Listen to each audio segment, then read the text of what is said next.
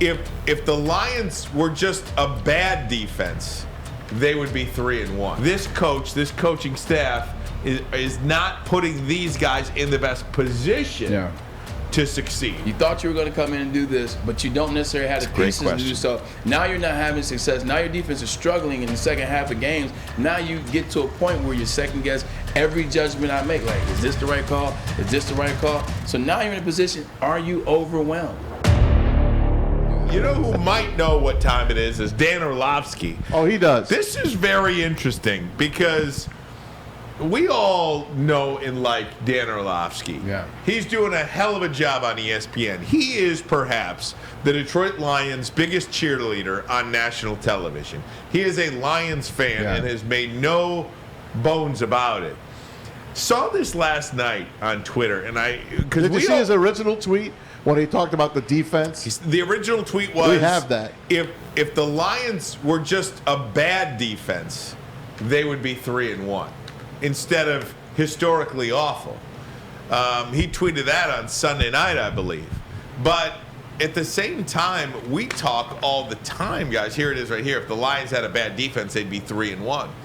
We talk all the time. Is it the coach? Is it Aaron Glenn? Or is it these players are just not good? And I think for the lay person like me, we could sit here, Maz, you and I could sit here and rag on the coach. Braylon, you've been on that field. You can do both. You can know the scheme, and you can say, man, these players have no dog in them. These players have, they got to go get them. Right. I want to play for you with Dan Orlovsky. We have two of them. So we'll play it doesn't matter. Whatever one's in first up. Here's Dan Orlovsky breaking down the Lions' defense. Y'all know I love the Lions. I do. Why? I feel like I'm watching Matt Patricia again.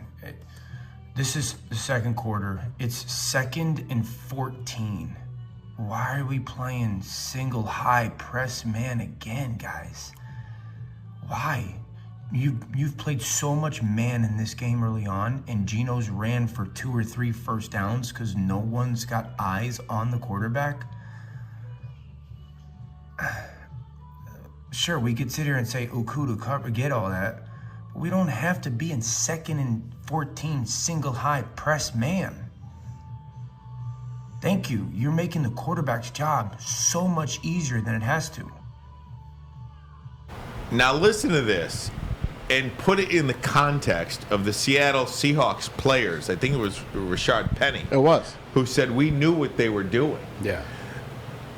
That is as damning a take on a Lions coaching staff that I can remember. He said Matt Patricia. I feel like we are watching Matt Patricia all over again. First, before we listen to the second one, what's your take on that? I think what Dan knows his stuff. I mean, a lot of that is true. I mean, but I think it's a couple of faults. If you look at how the breakdown of this defense has been in the past 2 years, it's one, the fault of Brad Holmes. If you want to look at defense and say, where's the blame? Brad Holmes, you saw how bad the defense was last year. The defense was not a good defense last year. There were a couple games that they were in, and they played above themselves. Obviously, the Rams game, obviously the Vikings game the first time, and then against the Vikings the second time. No, that was the first time, and then against the Baltimore Ravens and Lamar Jackson. But outside of that, it was a bad defense. You choose not to answer that by picking up anybody that can help in the offseason. You didn't address the opposite side of Aiden Hutchinson. You didn't address the middle because you believed in Lee McMill. You didn't address the linebacking core. You did not. You didn't address the secondary core. You're waiting to see what Jeff Okudah was going to do. So you essentially have the same defense, but you added Aiden Hutchinson.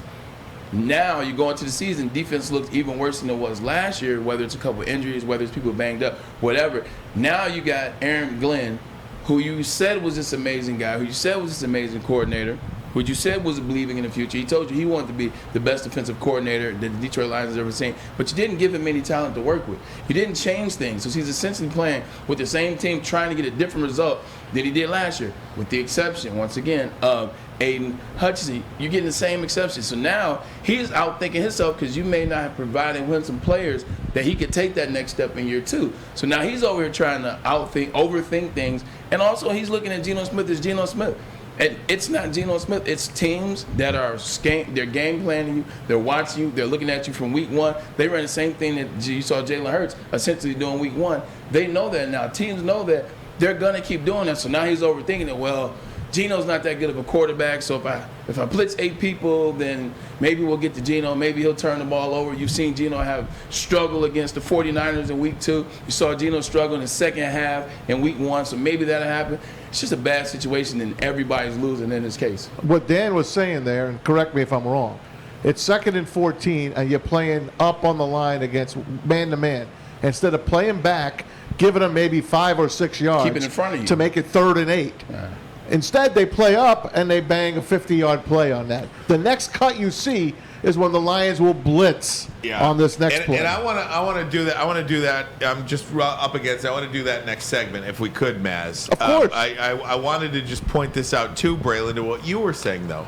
As part of this cut, it had nothing to do about the talent of the players, and that's part of a coach, right? Any coach is supposed to take they all wish they had more talent. Yeah. And we fans wish the Lions had more talent defensively as well.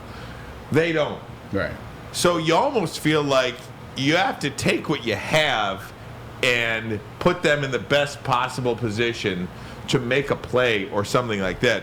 When I hear this, I process that like this coaching staff is not putting these guys in the best position to succeed.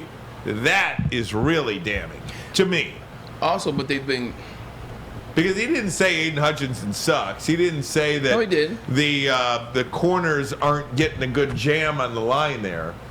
He's faulting the actual call, the defensive call, which offensively, see, as fans, we feel like, man, why are they running it up the middle every time, right? We could see it with offensive calls. Right. We are more able to criticize an offensive coach defense. than a defensive coach because just sitting on the couch, let's be honest, I don't freaking know what that call is. I'm not even going to pretend to know how to line up. I'd say go ahead, man, but he got inside release. They played all the way up, and they had 14 yards to get. Right, but play back a little, give them half. Right, but what I'm saying is like on 3rd and 1, 4th and 1, oh, you're going to run it up the middle again? Yeah. You know what I mean? We can criticize an offensive call. We rarely criticize defensive calls because we just don't know a lot about it. But I just think the same thing I asked you about Dan Campbell, and I've asked you in the chat. I didn't ask this on camera yesterday, but I've talked about it in the chat. But last year, is everybody overwhelmed in this situation right now? Like, you're looking at Dan Campbell. Great question. Is Dan Campbell overwhelmed right now? Is Aaron Glenn overwhelmed? All this pressure put on him, his defense.